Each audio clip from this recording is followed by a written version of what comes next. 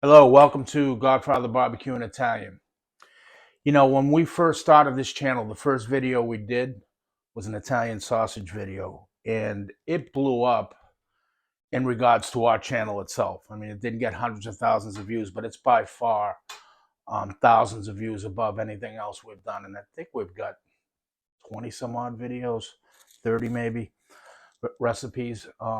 And one of the subscribers, Marilyn, had asked at that point, now this is give or take 3 months ago, if I have a chicken recipe. And I told her that we would certainly do one because it's one of those things that every time I make it, I'm like, man, we should make this more. It's really good, you know, and it's a change. And not, listen, we love pork. Chicken's a different beast. So I'm going to walk you through this. What I love about it is it's definitely another blank canvas. So I'm going to show you the basic Italian chicken sausage, same as we do our Italian pork sausage, as we did in the stores. We have the most famous sausages in Boston in our meat stores, in our butcher shops, okay? And that basically was salt, pepper, and pork. Crazy as it sounds, okay? And then we had fennel, which is whole seed. We have ground here. My wife doesn't like the whole seed, which is great. Doesn't matter to me. But at any rate, so you had basic. I mean, and if you go to Italy, like real not rural areas, but where they raise hogs and whatnot, and they make sausage there, it's salt and pepper, really. A little bit of wine sometimes, but salt, pepper, garlic. But those are the basics: salt, pepper, garlic, fennel. So we have those here. Okay. Now we're gonna put that with the chicken and have our base. Okay. I'm gonna show you the way one of the ways I do chicken sausage. I mean, I you can put anything in here: broccoli rabe, vinegar peppers, roasted peppers, onions, garlic, spinach, feta, whatever you like, but always have the base. Okay, so I'm gonna run you through how this version is gonna go, and I think you're gonna like it. And Marilyn, I hope you do too. Let me know. Okay, so we're gonna start. The one thing that I kind of have these separated, because one thing you cannot deviate from is the amount of salt and pepper and fennel if you're using it. Okay, we're working on a 5 pound batch, so we're going to have 2 heaping tablespoons of kosher salt. If you're using regular salt, which is fine, use 2 regular teaspoons. Okay, it's a lot more dense and a lot more potent. I'm going to have a tablespoon and a half of coarse ground pepper. Try to get coarse. If you can't, you can't, but makes a difference in it. So a tablespoon and a half of that, tablespoon of ground fennel, or a tablespoon of fennel seed. I'm going to do a tablespoon. This happens to be freeze-dried garlic. I like it a lot in the sausage because it rehydrates as it cooks, and the flavor is really pronounced. You can tell there's garlic in it. We're going to use 3 ounces of white wine. This happens to be a Pinot Grigio, and 2 ounces of water. We're going to mix it. So, general rule of thumb I've always used, whether it's pork or chicken, is 1 ounce of liquid per pound of meat. Okay, that'll keep the sausage moist, juicy, and it'll help you when it comes to stuffing the cases. Okay, so from here out, I'm going to use a tablespoon of granulated onion, teaspoon of crushed red pepper. These roasted peppers, the rest of the stuff is really to taste as far as the amount. I've never measured it. I've just always went ahead and cooked it. So I'll let you know as we get to that part how much I use for this. But again, you may like more or less, and that's completely fine at this point because everything else is good. Okay. I'm anticipating 1.5 to 2 cups chopped. Okay. I've got some basil.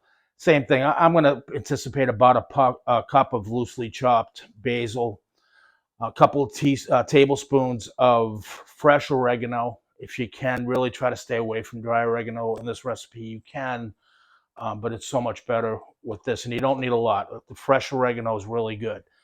Same deal with the cheese. I've never measured it, but I'm going to anticipate 8 to 10 ounces, maybe a little over a cup, which I think this may be right in that range. Yeah, this is 9 ounces and change. We'll probably end up using all that. Then I've got my natural hog casings for the um, stuffing the sausage. And here is important. I've got a mixture of chicken breast and thighs. This is a recipe you definitely want to have a mixture of both of those items. If you can only get breast, only have breast, try to add some pork fat or beef fat to it, or worst case, some olive oil. Okay, because it's just too lean to do without a mixture of fat. So I've got about a 65-35 ratio of thigh to breast here. I've deboned the thighs, cut them into pieces so it'll fit um, in the grinder. And as you see, on most of them, some of them I deskinned, but on most of the thighs I left the fat on because that's going to incorporate with this, which is very lean. Okay, so the fat mixture is a little different in chicken than beef. Um, it should be a little less in chicken. It should be 75 to 80, whereas in beef or pork, we look for about 70%, 70 to meat, 30% fat. So chicken's a little bit different. I'm going to be using a coarser grind, not a coarse grind, but like a medium grind on the grinder as far as the plate goes. One of the worst things I feel people do, just my opinion, is they use too small of a disc as far as the size of the grind, and it emulsifies it. It reminds me of like bologna, or it just turns into like it feels like a processed meat. So not a large grind because you do want to get that chicken and fat condensed and broken up, but um, medium grind. I'll show you when we get to that point. So I've got 5 pounds here. Very important. I've got everything you do here. Two things, especially with chicken, but with all times. Keep everything very clean. Poultry is very dangerous. Pork is a lot more forgiving. Very clean. Make sure you sterilize everything after, even with bleach. Okay. This is something unlike pork you can get really sick with, as we all know, salmonella and other things. So I've had overnight my everything for the grinder and the stuffer in the freezer downstairs in our basement. We've got a big, beautiful freezer where we can put a lot of stuff, so it works size wise. That's all that equipment's got to be super, super cold. This is going to chill down. The chicken's going to chill down for about an hour and a half, minimum of an hour for you, okay? Because chicken, unlike, well, pork does too, but more so with chicken, it emulsifies quicker, and you'll end up having a greasy, not well textured sausage if it's not really cold. Okay, so I'm going to throw this in the freezer for hour and a half, 2 hours, get the prep done with the chopping of this stuff, and we'll see at that point. I think you guys are going to really love this. All right, so we're back. It's been a couple hours. I got my chicken. You can see it's starting to partially freeze. Took out my grinder. It's frozen nice, cold. My stuffer. Got my liquid ready. 3 ounces of white Pinot Grigio, 2 ounces of water. I ground up. I had 10 ounces of, this is Asiago cheese, by the way. I didn't mention that earlier. You can use provolone. You can use Parmesan, whatever you like. This happens to have a nice, subtle, nutty type flavor. It's great with sausage.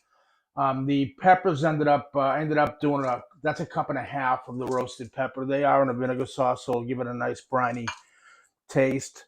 Ended up doing about a quarter cup of the oregano. I don't want to overpower my basil, which is here. That's 1 ounce pre-cut of fresh basil. And I have my spice mixture there, which we went over earlier. I anticipate using probably about half to 2/3 of the cheese. We'll see as we go. Again, I've made this recipe numerous times. I've just never measured anything because I've done it so much. So bear with me. And that's the only thing we don't have a specific measurement on, but I'm thinking 5 or 6 ounces there. So we're going to go ahead and start our chicken grind.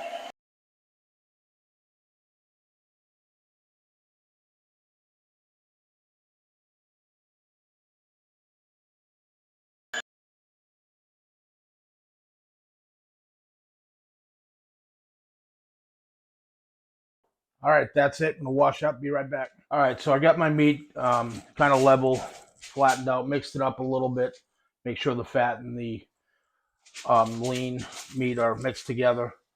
We go in with the dry seasoning.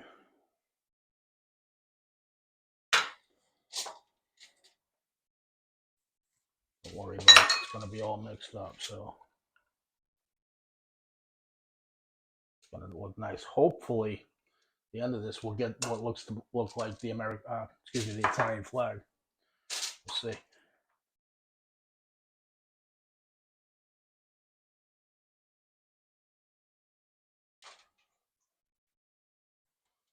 Yeah, maybe we want to use just about all that cheese, so it's good to measure it, because I would have never known.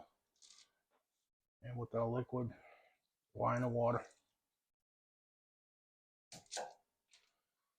get a little vinegar liquid from the peppers, I'll throw in there. And now, you know the drill. It's nice and incorporated. Mix it very well.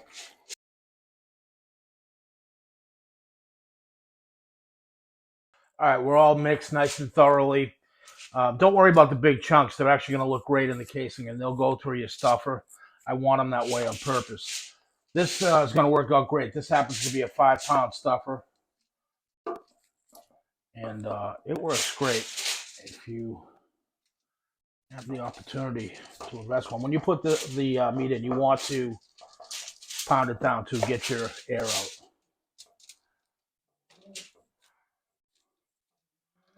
I'm going to take just a little bit of that off. All right, just had to wash hands real quick there. Again, poultry I get crazy with, so.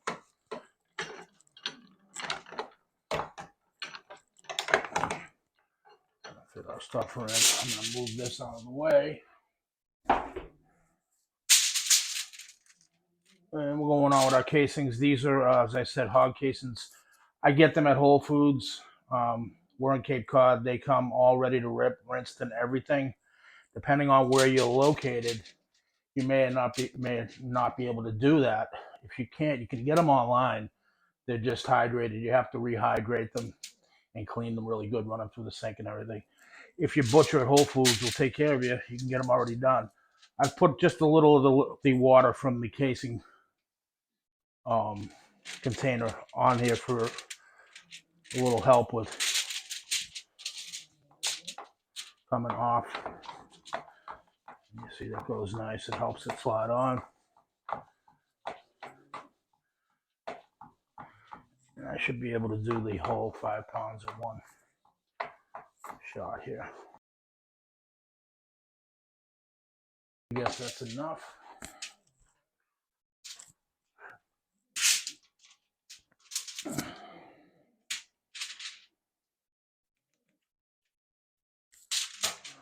Now what I'm going to do here is toothpick. They do make tools for this, but toothpick works just as good. I'm going to tie the end here in a knot.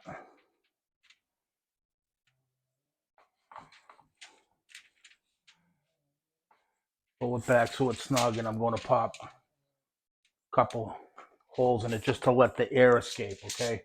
Again, throughout this and at the end, you'll see me putting toothpick holes in the sausage to release the air, because air when you're cooking or you're stuffing is your complete enemy. It's going to give you a dry sausage, and it's just going to be terrible. So don't do any air. Okay, so you're going to start seeing, oh, yeah, see the water's coming out. So I'm going to maintain, it's hard to do from this side, but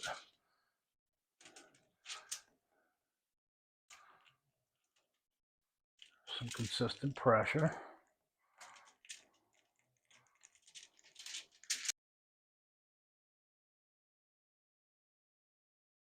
And I'll just start spinning these into a coil.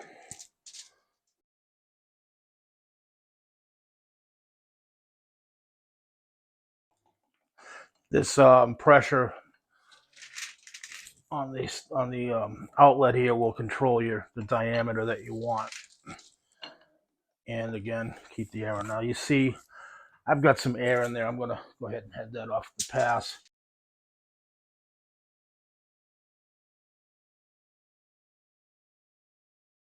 Nice and even.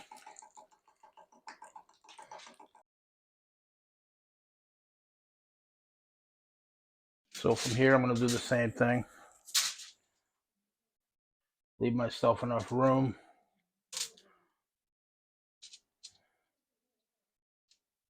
That's Moo snoring if you hear that at home. Okay.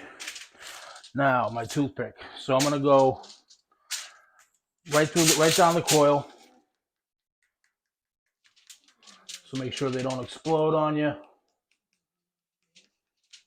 or dry out. Let that air out.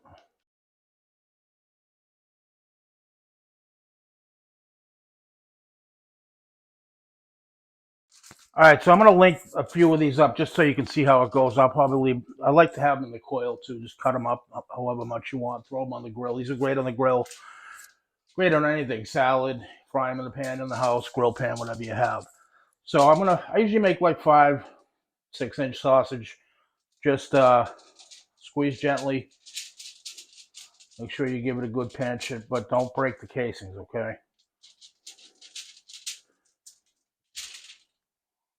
And you're going to go the opposite way on the other one. So first one came towards me. Second one away. This one will come back towards me.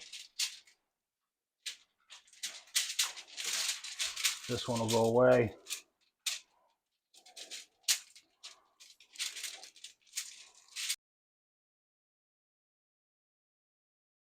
Now you can, I can certainly do these 2 at a time and whatnot, but I'm just trying to show you. I did have somebody comment on that on the regular Italian pork sausage, but I do this so anybody can do it at home if it's your first time or what have you, just not to be intimidated. But just make sure you get this area. These are tight because of the way we did them, which is good. You want that nice snap, but just make sure you give them a nice tender pinch. Keep feeling it until you feel like they're going to be okay twisting, and you won't break your casings. Okay, if you happen to break a casing, it's not the end of the world.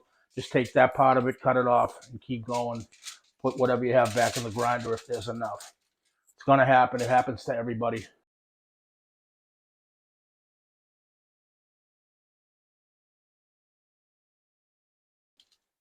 I'll make 2 big ones at the end here.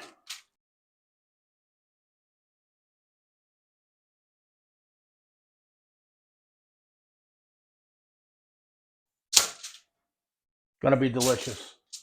Hope you guys enjoy that. I know it's a little work. So worth it. No preservatives. Have yourself some real fresh sausage. Check out our pork Italian sausage video as well. Till the next time, thank you and enjoy. And please, if you like what you see here, like, subscribe, and share. Take care.